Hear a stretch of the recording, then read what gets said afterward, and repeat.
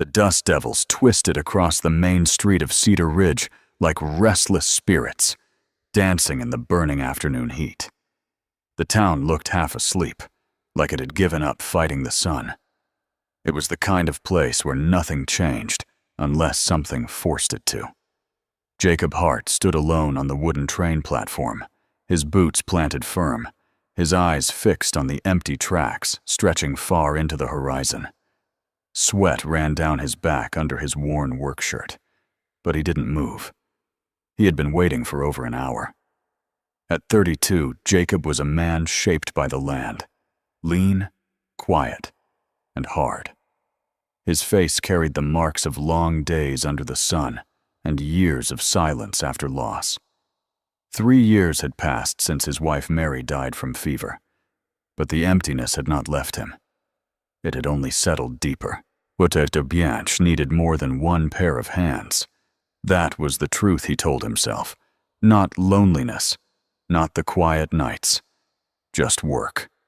So he had written a letter. He remembered every word. Send a plain, hard-working woman. Someone steady. Someone who understands the frontier. No beauty needed. No fancy ways. Simple. Practical. Safe. That was what he wanted, or what he believed he wanted. The distant whistle of the train cut through the silence.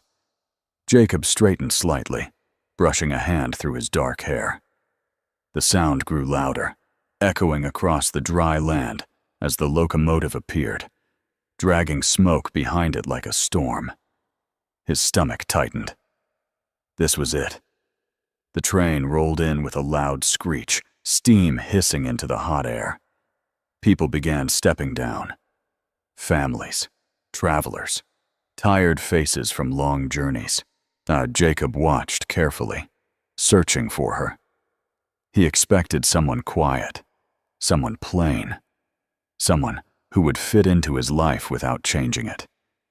Then he saw her. She stood at the top of the train steps, still for a moment as the sun hit her face, and everything inside Jacob went still with her. Her hair fell loose around her shoulders, golden like dry wheat, wild despite attempts to tame it. Her green dress was worn from travel, but the way she stood made it look like it belonged to someone far above this dusty town. But it was her eyes that stopped him. Sharp, bright, alive. They moved across the platform like she was studying the world, not fearing it. And when those eyes met his, something inside his chest shifted. Something he had buried long ago. She stepped down slowly, gripping the rail, hiding her nerves behind a straight back and lifted chin. A single bag hung from her hand. Jacob forced himself forward. "Miss Walsh," he said, his voice rough. "Mr. Hart," she replied without hesitation. She looked straight at him. Not shy. Not soft. Like she could see everything. "I suppose you're disappointed," she said calmly. Jacob blinked, caught off guard. A small smile touched her lips, but her eyes stayed serious. "I read your letter," she said. "You wanted someone plain." The words landed heavier than he expected. Jacob looked at her again, really looked this time. There was dust on her dress, tiredness under her eyes, but nothing about her was plain, not even close. "I expected a plain frontier bride," he admitted slowly. "And instead," she said, lifting her chin slightly, "you got me." For a moment, neither of them spoke. Then she shifted her bag in her hand. "Is your ranch far?" 15 miles, Jacob answered. "Good," she said, "because I've been on that train for 5 days, and I'd like to stop moving." There was strength in her voice, not complaint, not weakness. Strength. Jacob took her bag, their fingers brushing for a second. Her hands were not soft. That surprised him more than anything. As they walked toward the wagon, Jacob felt something he had not felt in years. Uncertainty. She climbed into the wagon without waiting for help, settling beside him like she belonged there. The horses shifted, ready to move. "Before we leave," she said, turning to him, "don't we have a marriage to attend?" Jacob froze for a second. The marriage. He had almost forgotten. And they rode through town to the general store where the justice of the peace waited. The ceremony was quick, simple, just words spoken between strangers. But when he placed the ring on her finger, he noticed something.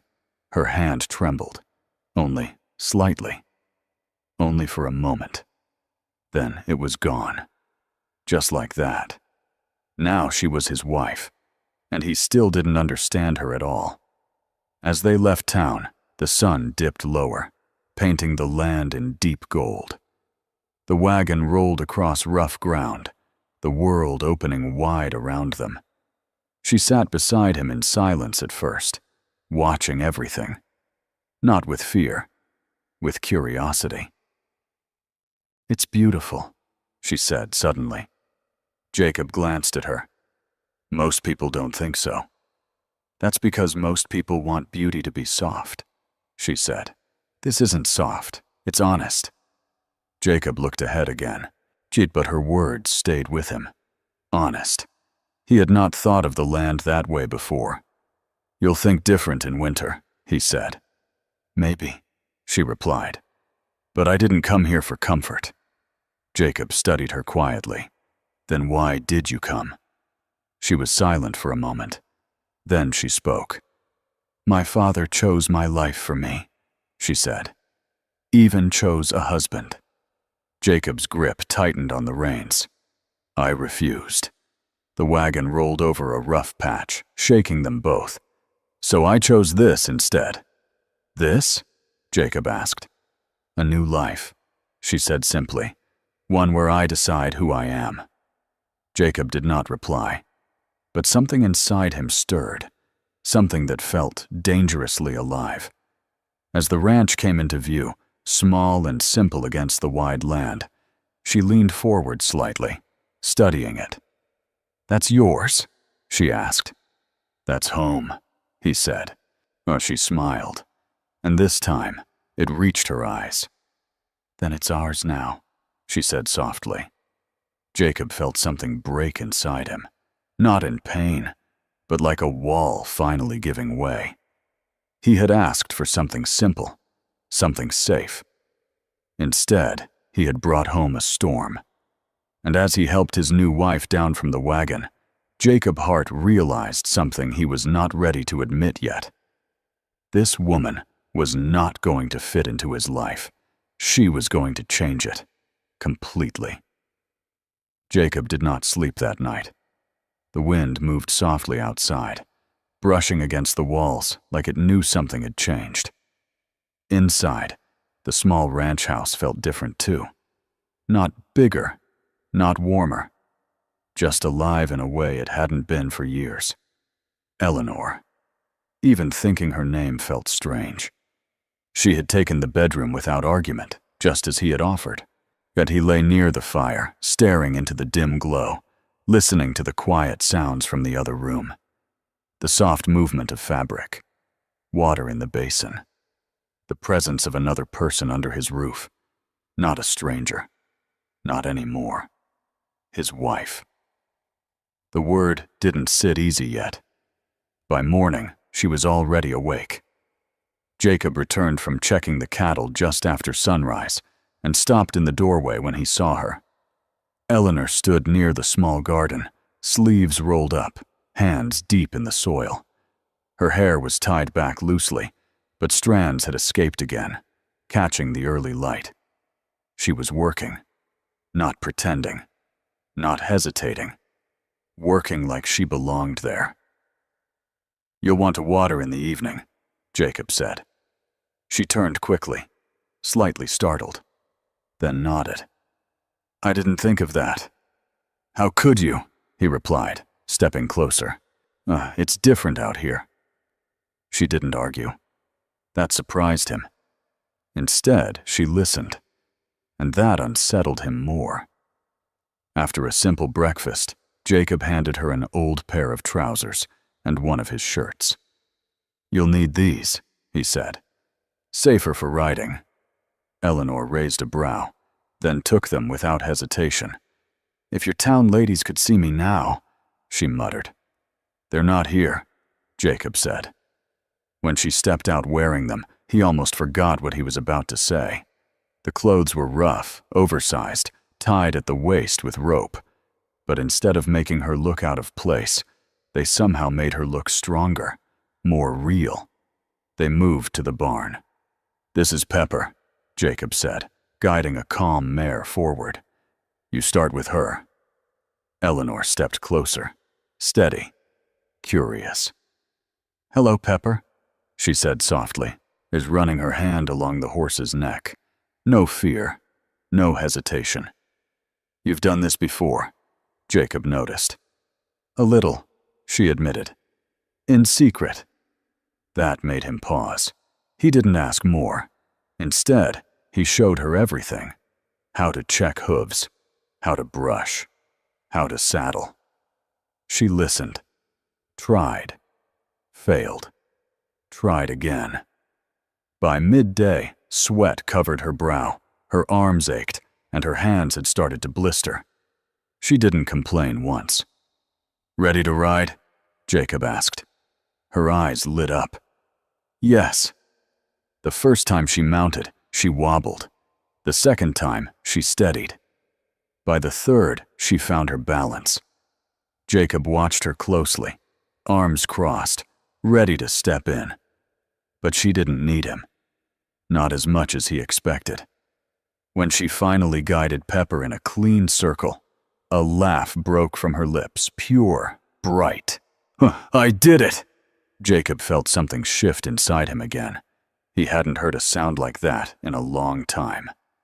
"You did," he said. For a moment, he forgot everything else.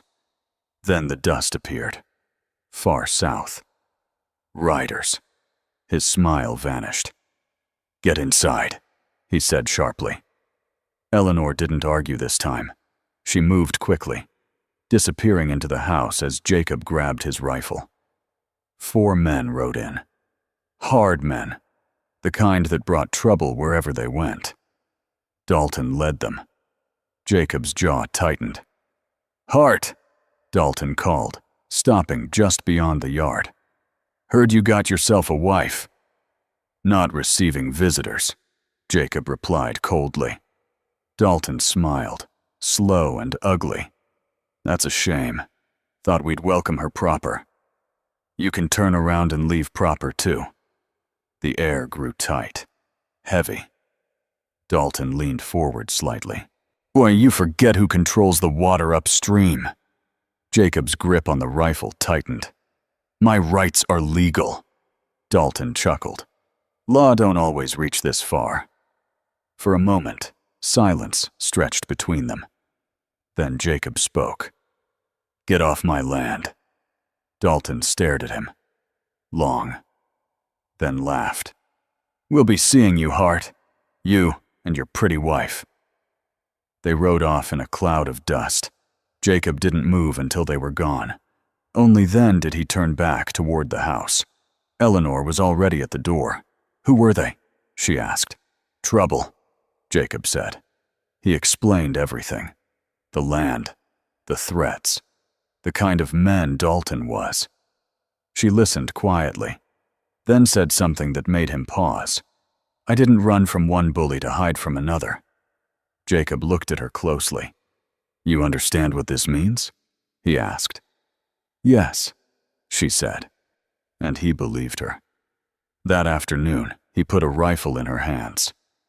"Out here," he said, standing close behind her. "You need to know how to protect yourself."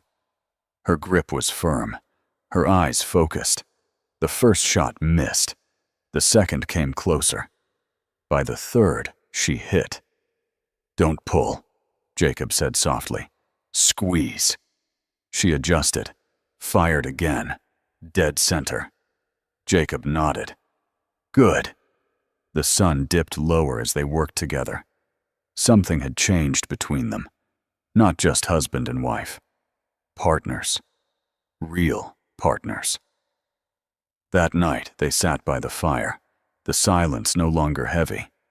Comfortable. Alive. Then she asked, "What happened to your first wife?" Jacob froze. "Fever," he said quietly. "She died quick." "I'm sorry." He nodded. "She was gentle, kind, everything a wife should be." Eleanor held his gaze. And me?" Jacob studied her. Long. Carefully.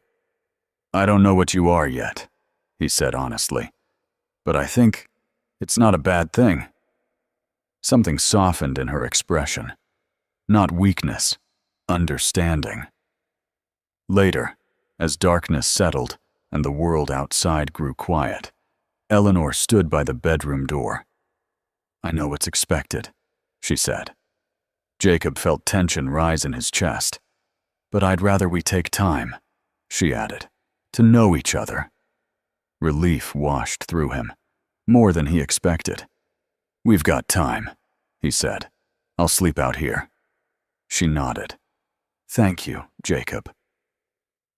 As she disappeared into the room, Jacob lay back near the fire once more. But this time, the silence didn't feel empty.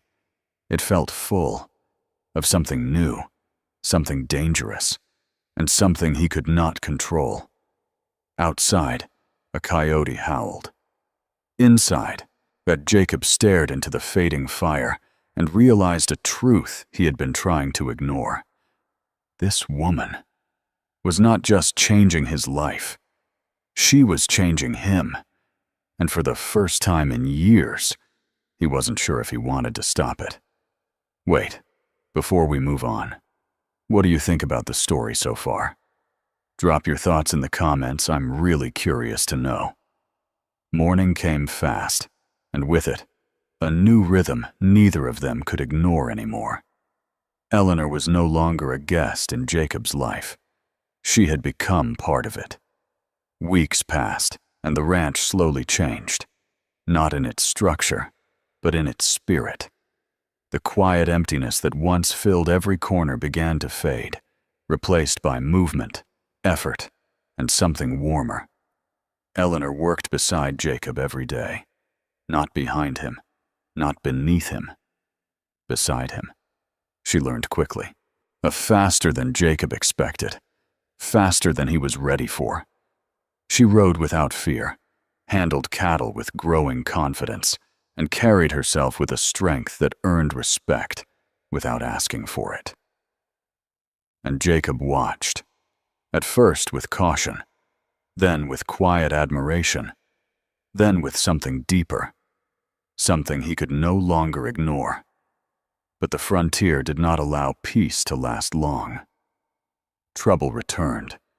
It came with whispers first. Cattle stolen in the night. A young ranch hand found dead,